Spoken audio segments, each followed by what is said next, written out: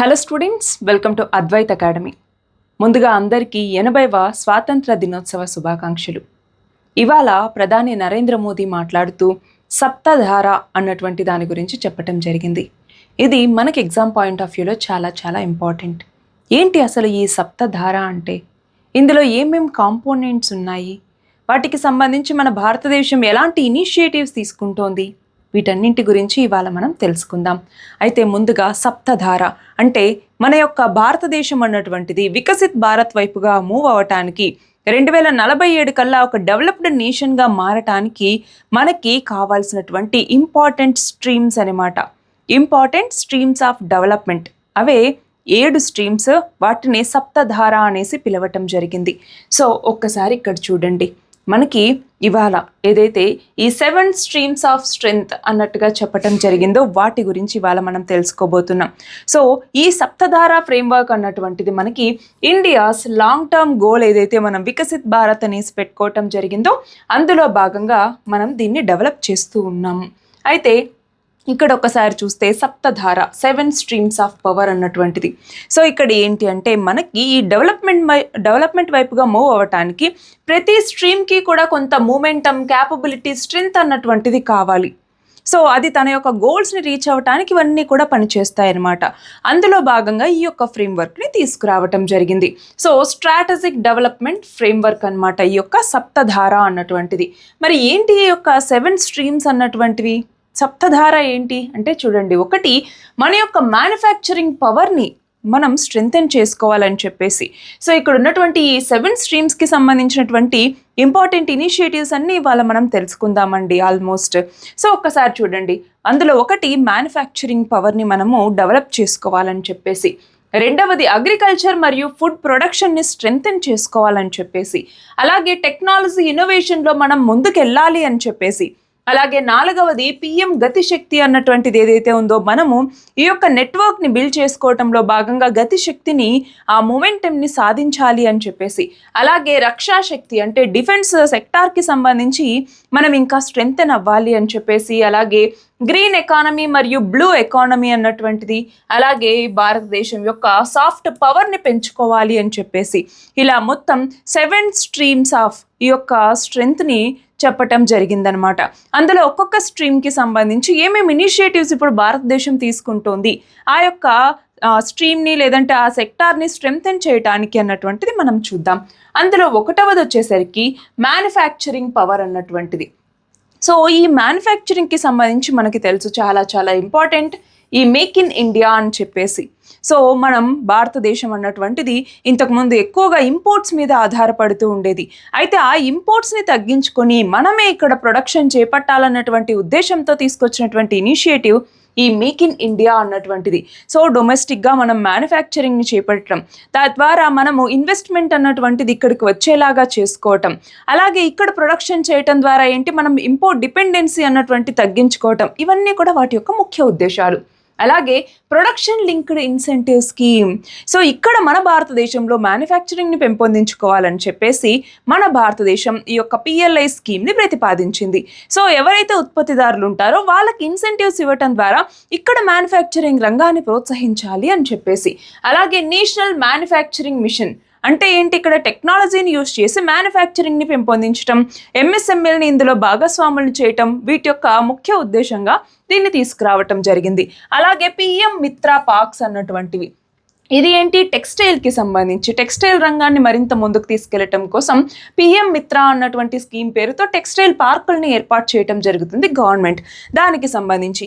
అలాగే industrial corridor అంటే ఏంటి, డెవలప్మెంట్ వైపుగా ముందుకెళ్లటం కోసం ఇండస్ట్రియల్ కారిడార్ని ఏర్పాటు చేయటం, దానికోసం కావాల్సినటువంటి ఇన్ఫ్రాస్ట్రక్చర్ని క్రియేట్ చేయటం అనమాట. తద్వారా ఇన్వెస్ట్మెంట్ని ఇక్కడికి వచ్చేలాగా చేయటం. అలాగే ఇండియా సెమీ కండక్టర్ మిషన్. ఇప్పుడు మన భారతదేశం అన్నటువంటిది సెమీ కండక్టర్స్కి సంబంధించి ఇంతకుముందు లార్జ్గా మనకి ఇంపోర్ట్ డిపెండెన్స్ అనేటటువంటిది ఉండేది. బట్ దాన్ని తగ్గించుకొని మన భారతదేశంలోనే సెమీ కండక్టర్స్ని తయారు చేసుకోవాలన్నట్టుగా తీసుకొచ్చినటువంటి మిషన్ ఈ ఇండియా సెమీ కండక్టర్ మిషన్. అందులో భాగంగా సెమీకాన్ 2.0 అన్నటువంటి దాన్ని తీసుకొచ్చి ఈ సెమీ కండక్టర్ మిషన్ని ఎక్స్పాండ్ చేయటం జరిగిందనమాట. అలాగే ఎలక్ట్రానిక్స్ కాంపోనెంట్స్ మ్యానుఫ్యాక్చరింగ్ స్కీమ్ అని చెప్పేసి ఇక్కడ మనకేవైతే ఎలక్ట్రానిక్ కాంపోనెంట్స్ అన్నటువంటివి తయారు చేస్తూ ఉంటామో వాటి యొక్క ప్రొడక్షన్ని మరింతగా పెంచాలన్నటువంటి ఉద్దేశంతో ఈ యొక్క స్కీమ్ని తీసుకురావటం జరిగింది. అలాగే రేర్ అర్త్ కారిడార్స్ అంటే మన భారతదేశం ఇప్పుడు రేర్ అర్త్స్కి సంబంధించి ఎక్కువగా చైనా, తైవాన్ వీటి మీద డిపెండ్ అవుతుంది. అలా కాకుండా మన భారతదేశంలోనే రేర్ ఎర్త్స్ యొక్క ప్రొడక్షన్ జరగాలి, అలాగే వాటి యొక్క మ్యానుఫ్యాక్చరింగ్ ఇవన్నీ కూడా జరగాలి అన్నటువంటి ఉద్దేశంతో రేర్ ఎర్త్ కారిడార్స్ అన్నటువంటి వాటిని ఏర్పాటు చేస్తున్నారు. సో దీని కింద ఏంటి, మైనింగ్కి సంబంధించినటువంటి రీసెర్చ్ ఫస్ట్ ఆఫ్ ఆల్ ఎక్కడ ఉంది ఏంటి అన్నట్టుగా తెలుసుకోవటం, వాటిని ఎక్స్ట్రాక్ట్ చేయటం, వాటిని ప్రాసెస్ చేయటం, వాటిని వినియోగంలోకి తీసుకురావటం, ఇవన్నీ కూడా దీని యొక్క ముఖ్య ఉద్దేశం. అలాగే కెమికల్ పార్క్స్ అంటే ఏంటి, మన దగ్గర ఏవైతే కెమికల్ డ్రగ్స్ అన్నటువంటి ఉంటాయో వాటి యొక్క మ్యానుఫ్యాక్చరింగ్లో మన భారతదేశాన్ని మరింత ముందుకు తీసుకెళ్లే ఉద్దేశంతో ఈ యొక్క కెమికల్ పార్కుల్ని ఏర్పాటు చేయడం జరుగుతోందనమాట. సో ఇవన్నీ మన మ్యానుఫ్యాక్చరింగ్ పవర్ని మరింత స్ట్రెంగ్తెన్ చేయడం కోసం తీసుకున్నటువంటి ఇనిషియేటివ్స్. ఇంకొన్ని ఉంటాయండి, బట్ మేజర్ ఇనిషియేటివ్స్లో ఇవన్నీ భాగం అనమాట. రెండవ స్ట్రీమ్ వచ్చేసరికి అగ్రికల్చర్ మరియు ఫుడ్ ప్రొడక్షన్కి సంబంధించి. సో ఇక్కడ మనకి పంట వేసే దగ్గర నుంచి పంట చేతికి వచ్చేంత వరకు ఆ యొక్క పంట అన్నటువంటిది కస్టమర్కి చేరేంత వరకు అది వేస్ట్గా మారేంత వరకు కావాల్సినటువంటి మొత్తం ప్రాసెసింగ్కి సంబంధించి ఇది చూసుకుంటుంది. ఫర్ ఎగ్జాంపుల్ మనకి పిఎం కిసాన్ అంటే ఏంటి, ప్రధానమంత్రి కిసాన్ సమ్మాన్ నిధి యోజన అని కూడా పిలుస్తూ ఉంటాం. అంటే రైతులకి పెట్టుబడి సహాయాన్ని అందించడం కోసం ప్రతి సంవత్సరం 6,000 రూపాయలని 3 విడతల్లో ఎలిజిబుల్ ఫార్మర్ ఫ్యామిలీస్కి అందించడం జరుగుతుంది. సో అది ఈ పిఎం కిసాన్ అన్నటువంటిది. సో దీని ద్వారా ఏంటి, వాళ్ళకి కావాల్సినటువంటి సీడ్స్, ఎరువులు ఇవన్నీ కొనుక్కోవటానికి సహాయ సహకారం అందించడం అనమాట. సో విత్తనాలు నాటేటప్పటి నుంచి ఎట్లాంటి స్కీమ్స్ ఉన్నాయి, విత్తనాలు నాటాము దానికి కావాల్సినటువంటి ఎరువులు, వీటన్నిటికన్నా ముందు అసలు సాయిల్ టెస్టింగ్ అన్నటువంటిది జరగాలి. సో దానికి సంబంధించి సాయిల్ కార్డ్స్ అనేసి ఇవ్వటం కావచ్చు. అలాగే సీడ్స్కి సంబంధించి సరైనటువంటి విత్తనాలు నాటేలాగా చూసుకోవటం, క్వాలిటీ అన్నటువంటిది ఉండేలాగా చూసుకోవటం, వాటికి సంబంధించినటువంటి ఎరువులకి సంబంధించి నానో యూరియా అన్నటువంటిది కావచ్చు, ఇవన్నీ వచ్చేలాగా చేసుకోవటం. అది మాత్రమే కాదు, ఇరిగేషన్కి సంబంధించి మనకి వివిధ రకాల స్కీమ్స్ అన్నటువంటి ఉన్నాయి. ప్రధానమంత్రి కృషి సించాయ్ యోజన అని చెప్పేసి, పర్ డ్రాప్ మోర్ క్రాప్ అని చెప్పేసి, అలాగే న్యాచురల్ ఫార్మింగ్ వైపుగా మూవ్ అవ్వటానికి బీజామృత్ అని చెప్పేసి, అలాగే పంచామృత్ అని చెప్పేసి ఇలాంటివి ఏవేవో ఉన్నాయన్నమాట. సో అక్కడ నుంచి మళ్ళీ మనకి పంట కోతకు వచ్చేందుకు కావాల్సినటువంటి మిషనరీని అందించడం, ఆ మధ్యలో ఎరువుల్ని చల్లటం కోసం డ్రోన్ దీదీ అన్నటువంటి ఒక ఇనిషియేటివ్ని కూడా తీసుకురావటం జరిగింది. ఈ డ్రోన్ దీదీ ద్వారా ఏంటి, ఎస్హెచ్జీస్ ఏవైతే ఉంటాయో ఈ యొక్క సెల్ఫ్ హెల్ప్ గ్రూప్స్ అన్నటువంటివి వాళ్ళకి డ్రోన్లు ఇవ్వటం ద్వారా వాళ్ళు ఈ యొక్క పంటలకు కావాల్సినటువంటి ఈ యొక్క ఎరువులు చల్లటానికి డ్రోన్స్ని అందించడం ద్వారా వాళ్ళు మనీని ఎర్న్ చేసుకోవచ్చు అనమాట. సో ఇలాంటివన్నీ చేయటం, అక్కడ నుంచి ఏంటి మనకి పంట కోత దగ్గర మిషనరీని ఏర్పాటు చేయటం, అక్కడ నుంచి ట్రాన్స్పోర్ట్, కోల్డ్ స్టోరేజ్, అక్కడ నుంచి మనం ఆన్లైన్లోనే ఆ యొక్క పంటను అమ్ముకునేలాగా ఈ నామ్ లాంటి ఇనిషియేటివ్స్ అన్నటువంటివి తీసుకోవటం, అలాగే మనకి బ్లాక్ హోర్డింగ్ అన్నటువంటిది చేయకుండా చూసుకోవటం, ఇవన్నీ కూడా దీనికి సంబంధించిన ఇనిషియేటివే.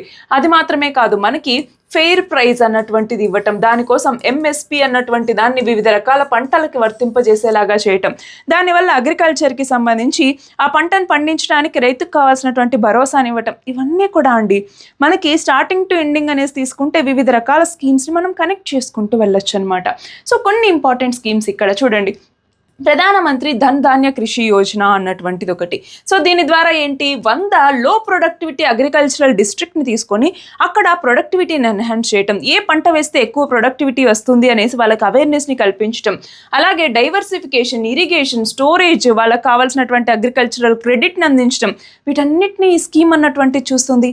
అలాగే national mission on natural farming అంటే ఏంటి, మన భారతదేశంలో ఈ యొక్క కెమికల్స్ వాడి పంటను పండించడం అన్నటువంటి తగ్గాలి, ఇష్టం వచ్చినట్టుగా ఎరువుల్ని వాడకూడదు అన్నట్టుగా న్యాచురల్ ఫార్మింగ్ వైపుగా మూవ్ అయ్యేలాగా చూసుకోవటం, దానికోసం కూడా వివిధ రకాల ఇనిషియేటివ్స్ని గవర్నమెంట్ అన్నటువంటి తీసుకురావటం జరిగింది.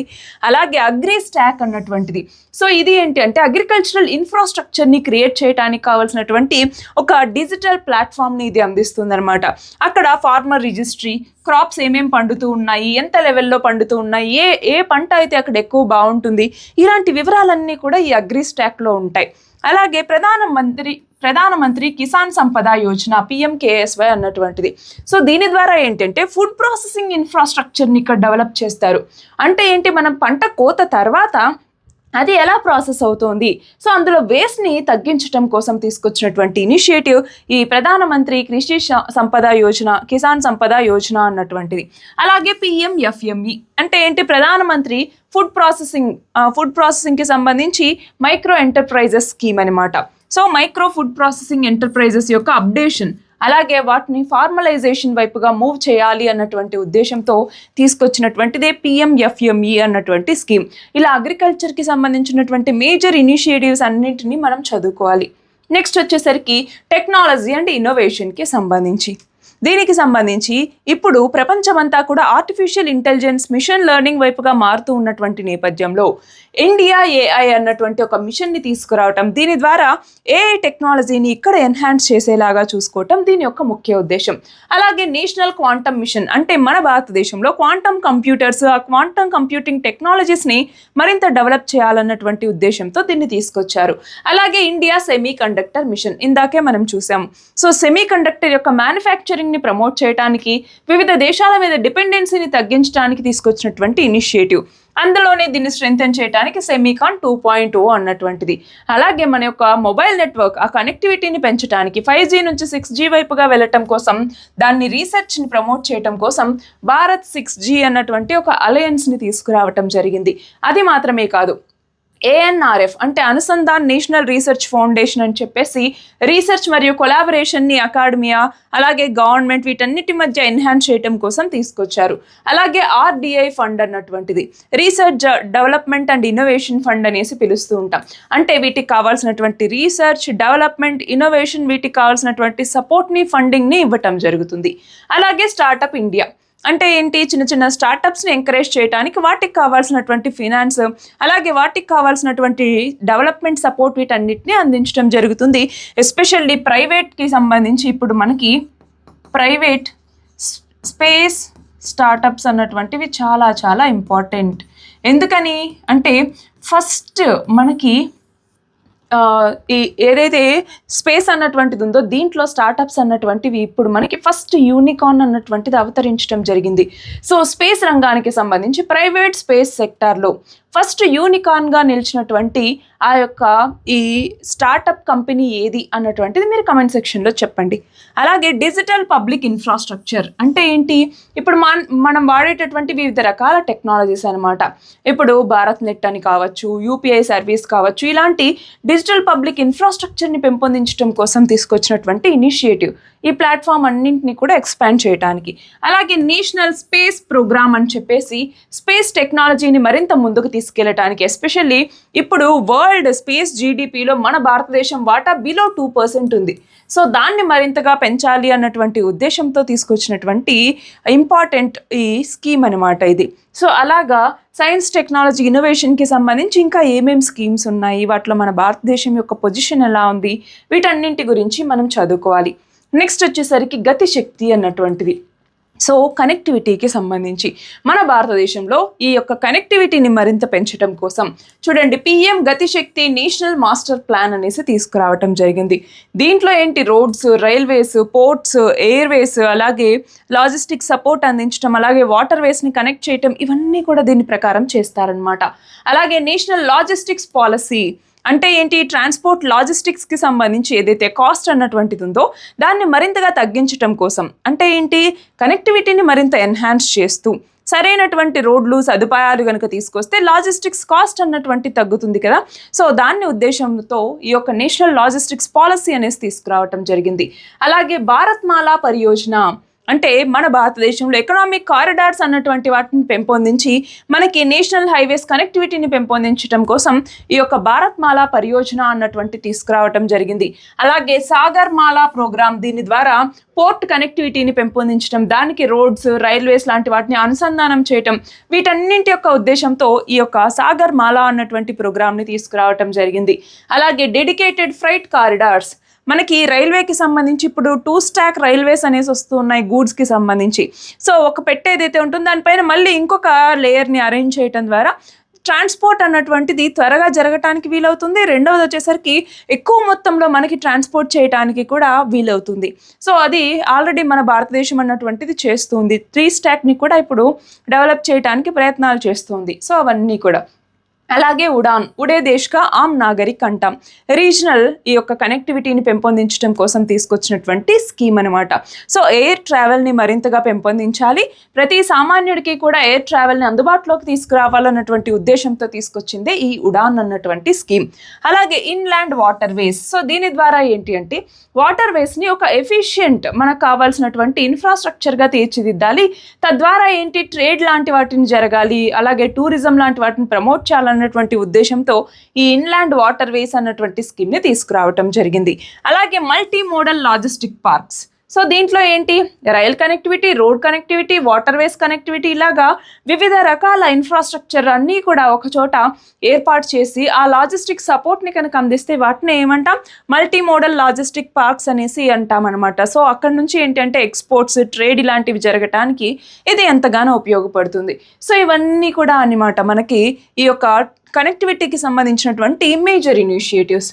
ఆ తర్వాత మనకి చూడండి డిఫెన్స్ సెక్టార్కి సంబంధించి. సో డిఫెన్స్ సెక్టార్కి సంబంధించి ఆత్మనిర్భర్ భారత్ అంటే ఏంటి, ఆత్మనిర్భరత అన్నటువంటిది మనం సాధించాలి. అలాగే ఇక్కడ డిఫెన్స్ సెక్టార్కి సంబంధించి మనం ఏంటి చూడండి ఇండిజినస్గా మన యొక్క ప్రొడక్షన్ ఇక్కడే మనం చేసుకోవటం, దానికి కావాల్సినటువంటి టెక్నాలజీస్ని డెవలప్ చేసుకోవటం, అలాగే మ్యానుఫ్యాక్చరింగ్ అన్నటువంటి చేపట్టడం, ఇవన్నీ కూడా చేస్తామన్నమాట. అలాగే డిఫెన్స్ ఇండస్ట్రియల్ కారిడార్స్ అంటే ఏంటి, ఈ డిఫెన్స్ మ్యానుఫ్యాక్చరింగ్ ఏదైతే ఉంటుందో వాటిని ప్రమోట్ చేయటం కోసం కొన్ని డిఫెన్స్ ఇండస్ట్రియల్ కారిడార్స్ అనేసి ఏర్పాటు చేయటం జరుగుతుంది. వాటికి స్పెషల్ ఇన్సెంటివ్స్ అన్నటువంటివి ఇవ్వటం, దానికి కావాల్సినటువంటి కనెక్టివిటీని ఇవ్వటం, ఇవన్నీ కూడా దీని కింద చేస్తారనమాట. మూడవది ఐడెక్స్. ఐడెక్స్ అంటే ఏంటి, ఇన్నోవేషన్ ఇన్ డిఫెన్స్ ఎక్సలెన్స్ అనేసి అంటాము. సో స్టార్టప్స్, ఎంఎస్ఎంఈస్ వీటిని డిఫెన్స్ ఇన్నోవేషన్లో పార్ట్గా చేయటం దీని యొక్క ముఖ్య ఉద్దేశం. అలాగే పాజిటివ్ ఇండిజినైజేషన్ లిస్ట్ అంటే ఏంటి, మనము ఏదైనా ఒక దేశంతో ఒప్పందం కుదుర్చుకున్నాం, ఫర్ ఎగ్జాంపుల్ మాకు దీనికి సంబంధించి ఈ యొక్క ఫ్లైట్స్ కావాలి అని చెప్పేసి ఏదో అనుకున్నాం, దాంట్లో కొంత భాగాన్ని మన భారతదేశం నుంచి అంటే వాటికి కావాల్సినటువంటి కొన్ని పార్ట్స్ని మన భారతదేశంలో ఉన్నటువంటి మ్యానుఫ్యాక్చరర్స్ నుంచే తీసుకోవాలన్నమాట. అలా ఒక లిస్ట్ని తయారు చేయటం జరుగుతుంది. సో డిఫెన్స్ ఎక్విప్మెంట్ని ఇక్కడ నుంచే తీసుకోవాలి అన్నటువంటి దాన్ని ఐడెంటిఫై చేస్తూ తీసుకునేటటువంటి లిస్టే ఈ పాజిటివ్ ఇండిజినైజేషన్ లిస్ట్ అన్నటువంటిది. సో ఆ పర్టికులర్ దానికి సంబంధించినవి మన భారతదేశం నుంచే తీసుకోవాల్సి ఉంటుంది అనమాట. అలాగే డిఫెన్స్ అక్విజిషన్ ప్రొసీజర్ అన్నటువంటిది అంటే ఏంటి, ఇండిజినస్ డిఫెన్స్ ప్రొక్యూర్మెంట్ ఏదైనా చేసుకుంటున్నప్పుడు, లేదంటే వేరే దేశాల నుంచి ప్రొక్యూర్మెంట్ అన్నటువంటి చేసుకుంటున్నప్పుడు దానికి సంబంధించి ఒక ప్రొసీజర్ అన్నటువంటిది ఉంటుంది. దీనికి డిఫెన్స్ అక్విజిషన్ కౌన్సిల్ అన్నటువంటిది ఉంటుందన్నమాట. ఆ అక్విజిషన్ కౌన్సిల్ ఈ ప్రొసీజర్ని ఫాలో అవుతుంది. దీని కింద ఏదైనా దేశంతో మనము ఒక ఒప్పందం కుదుర్చుకుంటున్నప్పుడు ఇందులో మా దేశానికి సంబంధించినటువంటి ఇండిజినస్ కంటెంట్ ఇంత ఉండాలి కంపల్సరీ అన్నట్టుగా చూస్తుందన్నమాట. అదంతా కూడా ఈ డిఫెన్స్ అక్విజిషన్ ప్రొసీజర్లో భాగమే. అలాగే డిఫెన్స్ R&D ఇనిషియేటివ్స్ అంటే ఏంటి, డిఫెన్స్ రంగానికి సంబంధించినటువంటి స్టార్టప్స్ని, అలాగే రీసెర్చ్ని, ఇన్నోవేషన్స్ని ఎంకరేజ్ చేసేందుకు కావాల్సినటువంటి కొలాబరేషన్స్ అకాడమియాతో వీటన్నిటితో చేసుకోవటం.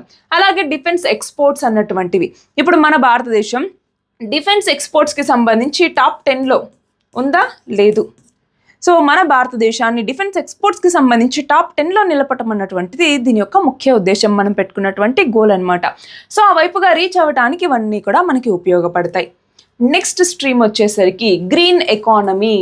గ్రీన్ ఎకానమీ వైపుగా మనం మూవ్ అవ్వటం, అందులో భాగంగా నేషనల్ గ్రీన్ హైడ్రోజన్ మిషన్ అనేసి తీసుకొచ్చి దీని ద్వారా ప్రతి సంవత్సరం 5 మిలియన్ మెట్రిక్ టన్నుల గ్రీన్ హైడ్రోజన్ ప్రొడక్షన్ అన్నటువంటిది 2030 వరకు చేయాలన్నటువంటిది లక్ష్యం.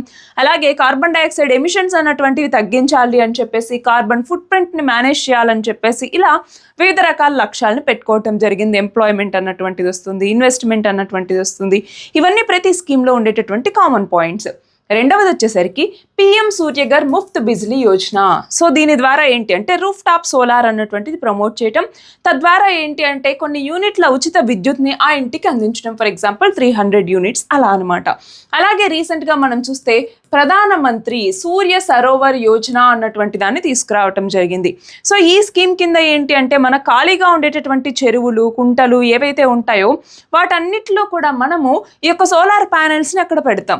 సో దానివల్ల మనకి ఆ ఉత్పత్తి అన్నటువంటిది జరుగుతుంది, అవునా. అలాగే ఎవాపరేషన్ని కొంతవరకు డిక్రీజ్ చేయడానికి, అలాగే పిచ్చి పిచ్చి మొక్కలు అన్నటువంటి వాటర్ మీద రాకుండా చూసుకోవటానికి, ఇన్వేజివ్ స్పీషీస్ పెరగకుండా చూసుకోవటానికి, వీటన్నింటికి కూడా ఆ స్కీమ్ అన్నటువంటిది యూజ్ అవుతుంది అనమాట.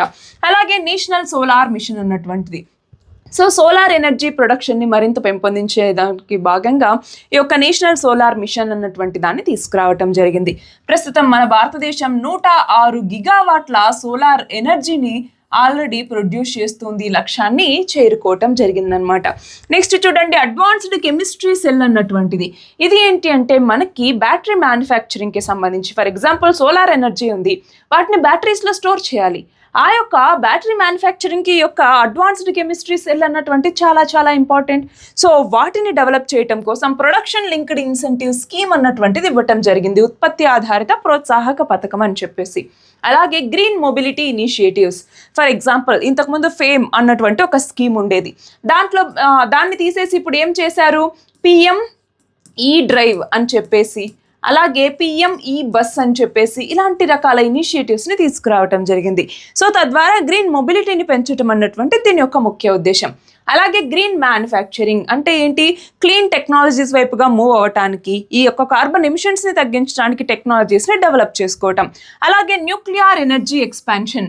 ఇప్పుడైతే మనం చూసుకుంటే దాదాపు 8-9 గిగావాట్లు మాత్రమే ఉన్నటువంటి ఈ యొక్క న్యూక్లియర్ ఎనర్జీ ప్రొడక్షన్ అన్నటువంటిది మనకి 100 గిగావాట్లకు పెంచాలి అన్నటువంటి లక్ష్యంతో ఈ యొక్క నిర్మాణం అన్నటువంటిది న్యూక్లియర్ రియాక్టర్స్కి సంబంధించి జరుగుతోంది.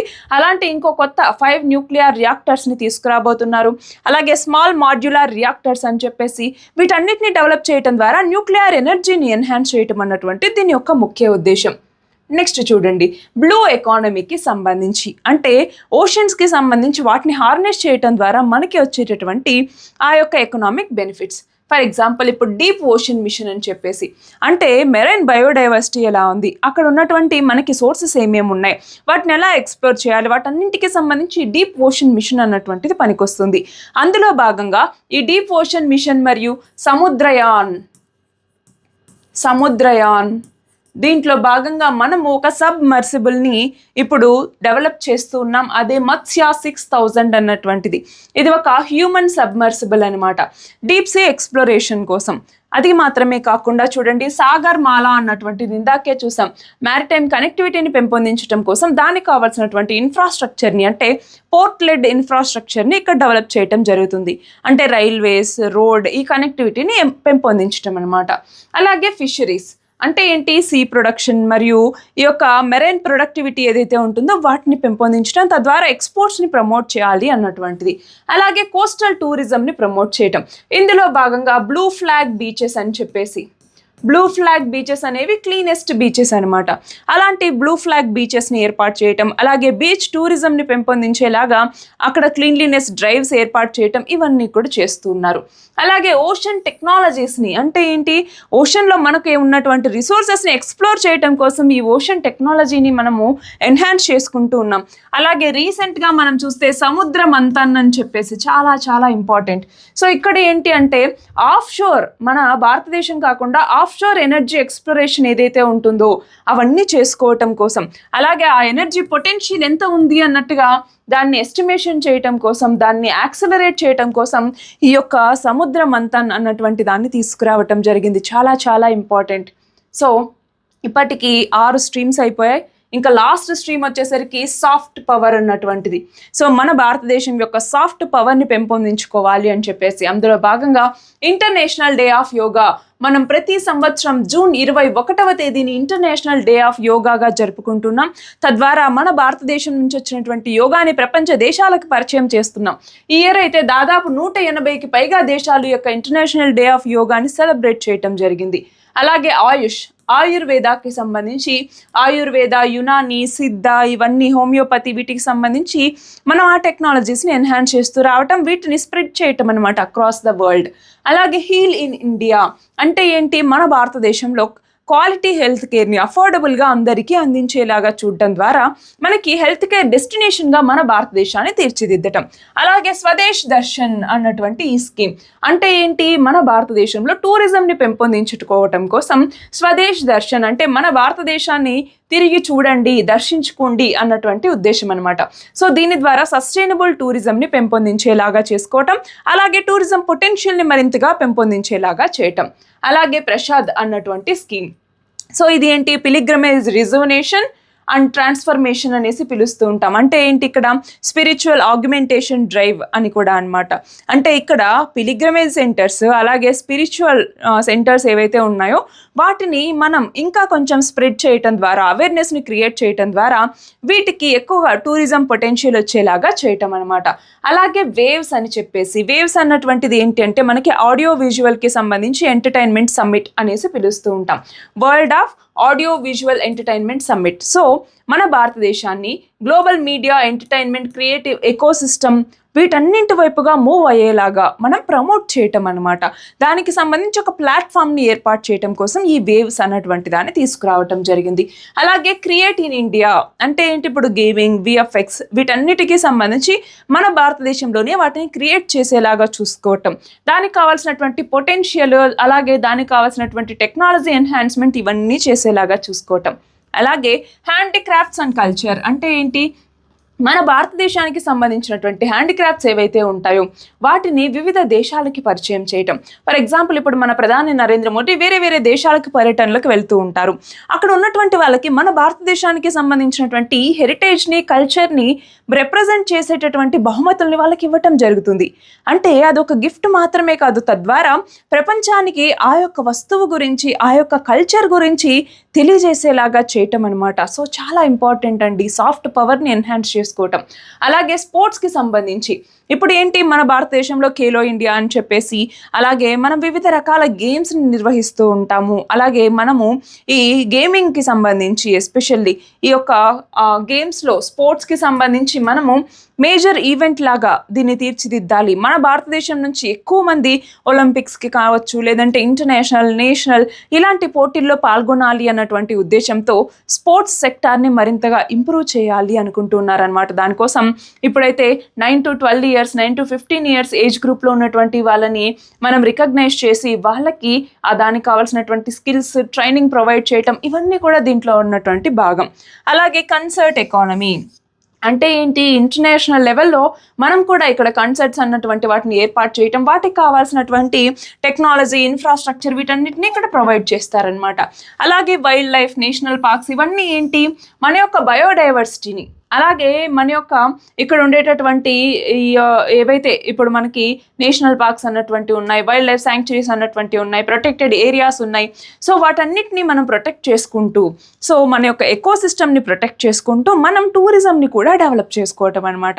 అందులో భాగంగా ఈ యొక్క ఇనిషియేటివ్ని తీసుకొచ్చారు. So wild life, national parks ఏవైతే ఉంటాయో వాటిలో టూరిజంని ప్రమోట్ చేయటం, సస్టైనబుల్ ఎకో టూరిజం ఇనిషియేటివ్స్ తీసుకురావటం, తద్వారా ప్రపంచ దేశాలకి ఇదిగో మా దేశంలో ఇవి ఉన్నాయి, ఇలా నడుస్తోంది ఇది అని చెప్పేసి తెలియజేయటం.